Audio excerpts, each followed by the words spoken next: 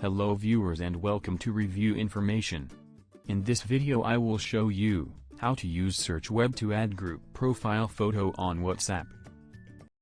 Subscribe to my channel and hit the bell icon to get notified any updates. To begin, open WhatsApp on your phone. Now open any of your group chat.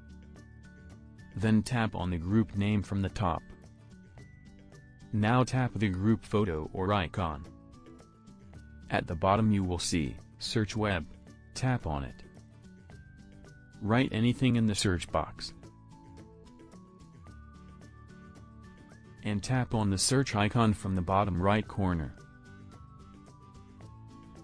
You will get a bunch of photos according to your search result. Choose any of these to set as the group photo.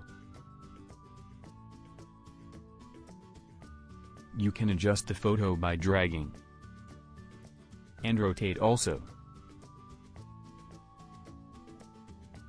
After that, tap on Done from the bottom. And the group photo or icon has been updated. So in this way, you can use Search Web to add group profile photo on WhatsApp. Thank you for watching. Hope you guys enjoyed my video.